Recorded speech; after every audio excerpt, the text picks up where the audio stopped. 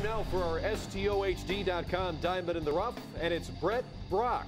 STOHD.com's Tony Lastoria says the 10th round pick from 2009 out of Monmouth University in New Jersey. He's got a 4-pitch mix, 4-seam fastball, change-up, curve, and slider. Fastball sits between 89 to 91, topping out at 93.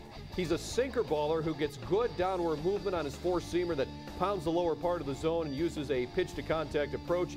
He adds much-needed depth as a starting pitching option right now, and he may end up a reliever once he moves into the higher levels of the minors. Well, what the Indians like best about Brett is that he is not overpowering, but he gets a lot. He throws a lot of strikes, and anytime that you can do that, your defense is going to be working a lot behind you, and that's what the Indians are looking for. Read more about Indians prospects every week on Minor Happenings on STOHD.com, and in Tony's book listing the 100 top drive prospects. And Tony will be stopping by next week here on Indians Minor League Magazine, so make sure that you mark that on your calendars to join us for the show and learn more from Tony. Welcome back. Along with Jason Stanford, I'm Al Pulowski. Ken Schnocke is the GM in Columbus. He's also the topic for this week's Minor League Insider. Scott Leo caught up with him. Here's what they had to say. The weather has cooperated here as of late, and we've seen some outstanding crowds here at this ballpark. Yeah, we really have. I mean, the first 40 home dates, I think we figured out it rained on 20 of those 40. That made for a little bit of a rough start after last year's great weather from start to finish. But things are really picking up. The crowds have been great. We've had some great games here this week.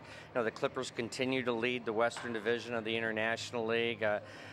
And just the team play and the way we're playing the game right now and going about our business, very refreshing, very encouraging. This team has spent more than 75 consecutive days in first place, but there have been plenty of roster moves. I think that's an attribute to the manager and the coaching staff. They've been able to keep these guys winning.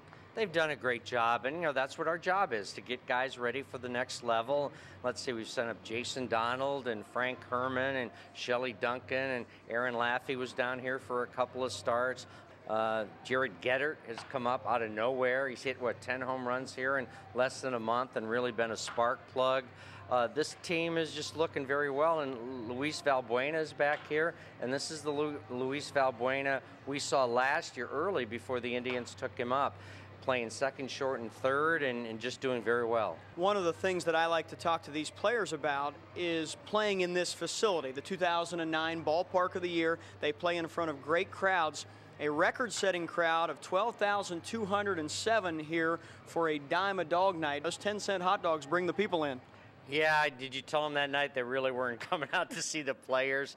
You know, we have this tradition of dime a dog night that's gone back, geez, probably 32, 33 years. We actually have trademarked this dime a dog that belongs to us, and it's just an unbelievable promotion, and it just, you know, we do it about once a month, 4 or 5 times a year.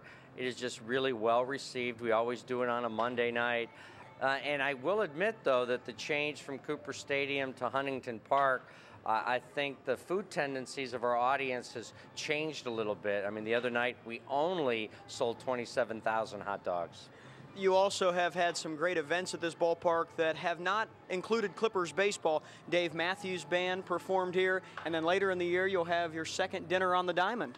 Yeah, the Indians do dinner on the Diamond where they actually rent tables and just have, you know, private dinners. We do a dinner on the Diamond with musical entertainment. You know, last year we had the Association, and this year we're bringing in Rob Grill and the Grassroots. So, you know, we'll have 30 or 40 tables positioned on the infield, covered with tablecloths, fine china, an open bar, and it's really a nice, enjoyable evening. And for a lot of people, it's a much different way to use the facility. So, you know, with that and the Dave Matthews concert, and of course, Huntington Park is home to the Big Ten tournament and also the Ohio High School State Baseball Playoffs. So we try to have a diverse amount of activities here to kind of showcase the facility and show that we can do things here other than just Clippers baseball. When fans make their way around this facility, they see a lot of Columbus baseball history dating back many, many years, but also a lot of connections to the Cleveland Indians. It's the second year of the marriage between these organizations. Talk about how it's going. Oh, I think it's just going fabulous. And, you know, Paul Dolan and I kind of promised at the press conference that this association will outlast the 20 years that we were together with the New York Yankees. But this just makes all the sense in the world. Columbus really is a Cleveland town. They have always followed the Indians. And, you know, we just hope that the talent we're training down here and creating is going to be part of the resurgence that's going to occur the next couple of years up north on the lake. This club is playing very good baseball, but they haven't won a divisional title since 2004. It's been a long drought since the last Governor's Cup, so are we hoping maybe this club can get over the hump and break those streaks? Well, you never try to predict, but, you know, I'm really encouraged, like you said, by the fact of how well this club has played through the transitions of the times that the Indians have called down here and taken a player up to Cleveland. You know, Mike Sarbaugh, our young manager, I think has just done a phenomenal job. Charlie Nagy handling the pitching staff, and Lee May Jr. with the hitters. So, you know, working very hard with the guys. I mean, behind us, the guys are out on the field now for BP and infield. And, you know, that's where the work gets done every day. That's where all the repetitions occur to help to make these guys better ball players. So, you know, very encouraged by our work ethic and the atmosphere and the chemistry in the clubhouse. I think that's wonderful. And sometimes people don't think chemistry is a big deal, but it really is. And obviously your chemistry is really good when you're winning, and we've been able to put all of those components together. And, you know, we had a rough year last year, so this certainly does feel good. Yes, it does. Should be a fun stretch run. Ken, thanks for taking some time with us, and we'll talk to you again down the road. Okay, thank you very much. All right, gentlemen, thank you very much as well. And STO's next AAA broadcast, the Clippers, the Mud Hens. That's Monday, August 23rd. It is also Diamond Dog Night. Wow, very, well in Columbus. very impressive. Diamond Dog Night. I mean, you trademark that for some reason, but it is. It's a great time. It's a great atmosphere. I mean, I played down there in 2008 when we were the Washington Nationals. It's just a good time. Ken does a very good job as a GM, and I mean, very appreciative of everything they've done down there. Yeah, the new ballpark is beautiful, Huntington Park, so check it out. All right, we'll take a break here with Indians Minor League Magazine.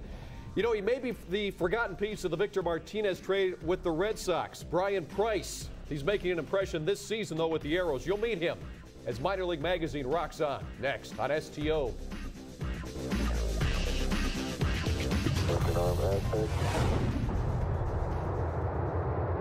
Beautiful.